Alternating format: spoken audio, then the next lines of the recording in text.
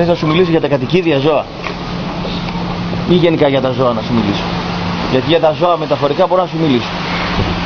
Θέλεις να σου μιλήσω? Μην γκρινιάζεις ρε πάλι. Δεν γκρινιάζω. Θες να σου μιλήσω για τα κατοικίδια? Κοίταξε. Καταρχήν έχω πρόβλημα εγώ, διότι η κόρη μου είναι μοναχοπέδι, δεν θα κάνουμε άλλο παιδί και θέλει παρέα. Θέλει παρέα και θέλει σκυλάκια, γατάκια, ψαράκια κτλ. Πήρε 2 ψαράκια να πούμε εγώ. Πήγα σε ένα μπαγλαμά εδώ πέρα στην Πότσερα να πούμε, πήρε τα ψάρια και σε μια μέρα τα ψαράκια πεθάνα. Στεναχωρέθηκα. Γιατί ξέρεις τι, δεν είναι, ό,τι κι αν είναι, όταν είναι δικό σου στεναχωριέσαι. Μετά, παλιά είχα ένα σκύλο να πούμε, την Γιούλα. Ο Γιούλα ήταν ένα κανισάκι μαύρο, χαριτωμένο, πανέξυπνο κτλ. Τι ήθελε, εγώ δεν το ήθελα. Θα σου πω γιατί δεν το ήθελα. Εγώ δεν το ήθελα γιατί φανταζόμουν όταν πεθάνει ο σκύλος ότι θα στεναχωριόμουν. Δηλαδή δεν μπορούσα να φανταστώ μετά από 10 χρόνια την απώλεια. Δεν θέλω να στεναχωριέμαι. Οριμότητα. Ναι, ο σκύλος αυτό και τα λοιπά. Ο σκύλος αρρώστησε ο σκύλος μια φορά, τον αγυρίσαμε το σκύλο, έκανε ο σκύλος τα μάτια του, το σκύλος κτλ. Είναι ευθύνη. Δηλαδή το κατοικίδιο όταν το έχεις πρέπει να το έχεις και με την ανάλογη ευθύνη. Δεν είναι όπως και το παιδί. Το κάνεις, πάρεις κάνει ένα παιδί, βρίσκει μια γκόμενα να πούμε, παρατάει τη γυναίκα. Εντάξει, δεν είπαμε να μην ξενογαμίσει. Άμα θέλει να ξενογαμίσει, θα ξενογαμίσει. Να μην ερωτεύεται άλλο, φεύγει το παιδί, ούτε διατροφή τίποτα. Καριόλης αυτό. Μου το παίζει ο ηθικός. Ότι εντάξει, πάνε γάμα ρε πούστες, εντάξει, αλλά πήγα. Αλλά μην έχεις ένα σκύλο. Πάρ' τον, θα πας στο γιατρό το σκύλο. Εμβόλια δεν πρέπει να τον κάνεις. Δεν πρέπει να αρρωστήσει το σκύλο να τον πας εκεί. Τον ταΐσεις να τον κάνεις, να τον ράνεις. Παίρνει το σκύλο αυτό. Δεν είναι έτσι όμως. Άρα λοιπόν όταν έχουμε κατοικίδια πρέπει να έχουμε και την ανάλογη ευθύνη. Δεν είναι σε συναισθηματικά και συνήθως αυτοί που έχουν κατοικίδια είναι και άνθρωποι οι οποίοι νομίζω συναισθηματικά νιώθουν μόνοι. Είτε έχουν από τους ανθρώπους έχουν απογοητευτεί, είτε έχουν μείνει συνειδητά μόνοι, είτε ήταν με παρέα και έφυγε η παρέα τους και μείναν μόνοι και βρίσκουν παρηγοριά στο σκύλο. Αυτοί είναι ευαίσθητοι άνθρωποι οι οποίοι δίνονται σε μία γάτα, σε ένα σκύλο. Αυτή είναι η άποψή μου για τα κατοικίδια. Εγώ, ας πω την αλήθεια, δεν σκοτώνω ούτε μέλισσα. Δηλαδή κάποια στιγμή που θα μπει ένα κουνούπι, θα πω το κουνούπι ήρθε να φάει το αίμα μου. Λογικό, δεν να φάει αίμα το κουνούπι, θα πάει σάμπαλι. Τον αφήνω λίγο, το διώχνω, δεν τον. Η μύγα, μπαίνει μύγα μέσα και τα λοιπά. Λέει η γυναίκα μου σκότωσε τη μύγα. Λέω γιατί τη σκότωσε, τι με έκανε η μύγα. Λέει κάνει ζουζουζουμ. Κάνει ζουζουζουμ. Λέω άλλο ο μαλάκα σου απέναντι που κάνει γουρ και δεν με αφήνει να κοιμηθώ. Λέω δεν πάω να το σκοτώσω το μπούστο.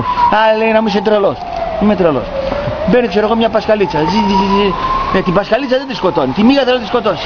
Είναι ας πούμε ένα θέμα το οποίο κάνει μια κοινωνική έτσι, ανισότητα.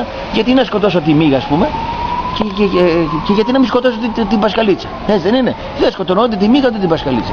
Λέει ο άλλος να πούμε. Τα αδελφίνια δεν τα σκοτώνουμε. Ναι, την τζέρουλα να πούμε τη σκοτώνεις να τη φας. Ψάρι είναι τώρα, ψάρι είναι και τα άλλο. Έτσι δεν είναι? Λέει, πάω λέει για κυνήγι, λέει. Το ελάφι λέει δεν το σκοτώνω. Σκοτώνεις το γουρούνι. Γιατί ρε πούστη? Το ελάφι, το γουρούνι από κόλλο βγήκε να πούμε.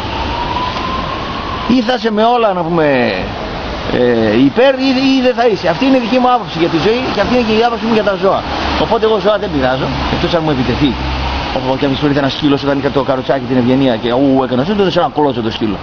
Με λέει γιατί κλωτσά το σκύλο, λέω για να μην κλωτσίσω και εσένα. Άλλες αυτές οι περιπτώσεις. Στο διατάφτα τα κατοικίδια πρέπει να τα έχουμε και να τα βοηθάμε και να τα έχουμε σαν να είναι παιδιά μας, γιατί έχουμε την ευθύνη. Εγώ που δεν έχω κατοικίδιο, δεν θέλω κατοικίδιο, είναι γιατί δεν θέλω την ευθύνη. Δεν θέλω να δεθώ συναισθηματικά και όταν πεθάνει, αν χάσω τον πατέρα μου, τη μάνα μου, τους συγγενείς μου, ξέρω εγώ, πονάς μια φορά, γιατί να πονέσω άλλη μία που θα χάσω το σκύλο. Αυτή είναι η φιλοσοφία, φίλε, πάω να φάω. Bye. Παρατάει τη γυναίκα, εντάξει, δεν είπαμε να μην ξενογαμίσει. Άμα θέλει να ξενογαμίσει, θα ξενογαμίσει. Να μην ερωτεύεται άλλο, φεύγει το παιδί, ούτε διατροφή τίποτα. Καριόλης αυτό. Μου το παίζει ο ηθικός. Ότι εντάξει, πάνε γάμα ρε πούστες, εντάξει, αλλά πήγα. Αλλά μην έχεις ένα σκύλο. Πάρ' τον, θα πας στο γιατρό το σκύλο. Εμβόλια δεν πρέπει να τον κάνεις. Δεν πρέπει να αρρωστήσει το σκύλο να τον πας εκεί. Τον ταΐσεις να τον κάνεις, να τον ράνεις. Παίρνει το σκύλο αυτό. Δεν είναι έτσι όμως. Άρα λοιπόν όταν έχουμε κατοικίδια πρέπει να έχουμε και την ανάλογη ευθύνη. Δεν είναι σε συναισθηματικά και συνήθως αυτοί που έχουν κατοικίδια είναι και άνθρωποι οι οποίοι νομίζω συναισθηματικά νιώθουν μόνοι, είτε έχουν από τους ανθρώπους. Θες να σου μιλήσω για τα κατοικίδια ζώα ή γενικά για τα ζώα να σου μιλήσω? Γιατί για τα ζώα μεταφορικά μπορώ να σου μιλήσω. Θέλεις να σου μιλήσω? Μην γκρινιάζεις ρε πάλι. Δεν γκρινιάζω. Θες να σου μιλήσω για τα κατοικίδια? Κοίταξε. Καταρχήν έχω πρόβλημα εγώ, διότι η κόρη μου είναι μοναχοπέδι, δεν θα κάνουμε άλλο παιδί και θέλει παρέα. Θέλει παρέα και θέλει σκυλάκια, γατάκια, ψαράκια κτλ. Πήρε 2 ψαράκια να πούμε εγώ.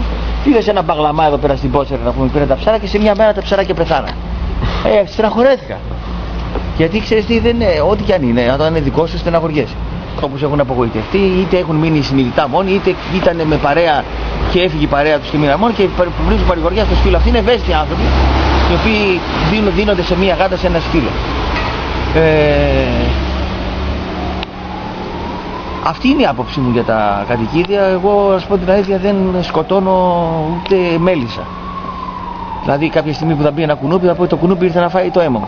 Λογικό, δεν να φάει αίμα το κουνούπι, θα πάει σάμπαλι. Τον αφήνω λίγο, το διώχνω. Δεν τον, η μύγα, μπαίνει η μύγα μέσα και τα λοιπά. Λέει, η γυναίκα μου σκότωσε τη μύγα. Λέω, γιατί τη σκότωσε, τι με έκανε η μύγα. Λέει, κάνει ζουζουζουμ. Κάνει ζουζουζουμ. Λέω, άλλος ο μαλάκας του απέναντι που κάνει γουρ και δεν με αφήνει να κοιμηθώ. Λέει, πάω να σκοτώσω το μπούστο. Α, λέει, να μην είσαι τρελός.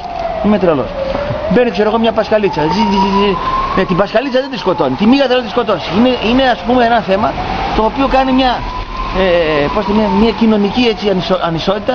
Γιατί να σκοτώσω τη μύγα, ας πούμε, και γιατί να μην σκοτώσω την πασκαλίτσα. Έτσι δεν είναι. Δεν σκοτώνω ούτε τη μύγα ούτε την πασκαλίτσα. Λέει ο άλλος να πούμε. Πάτα αδελφίνια δεν τα σκοτώνουμε. Ναι, την τζέρουλα να πούμε τη σκοτώνεις να τη φας. Ψάρι είναι τώρα, ψάρι είναι και τα άλλο. Έτσι δεν είναι. Λέει, πάω λέει για κυνήγι, λέει. Το ελάφι λέει δεν το σκοτώνω. Μετά, παλιά είχα ένα σκύλο να πούμε, την Γιούλα. Το Γιούλα. Ο Γιούλα ήταν ένα κανισάκι μαύρο, χαριτωμένο, πανέξυπνο κτλ. Εγώ δεν το ήθελα. Θα σου πω γιατί δεν το ήθελα. Εγώ δεν το ήθελα γιατί φανταζόμουν όταν πεθάνει ο σκύλος ότι θα στεναχωριόμουν. Δηλαδή δεν μπορούσα να φανταστώ μετά από 10 χρόνια την απώλεια. Δεν θέλω να στεναχωριέμαι. Ωριμότητα. Ναι, ο σκύλος αυτό κτλ. Ο σκύλος αρρώστησε ο σκύλος μια φορά, τον εγχειρήσαμε το σκύλο, έκανε ο σκύλος τα μάτια του το σκύλος κτλ. Είναι ευθύνη. Δηλαδή το κατοικίδιο όταν το έχεις πρέπει να το έχεις και με την ανάλογη ευθύνη. Όπως και το παιδί. Το κάνεις, πάρεις ένα παιδί, βρίσκει μια γκόμενα να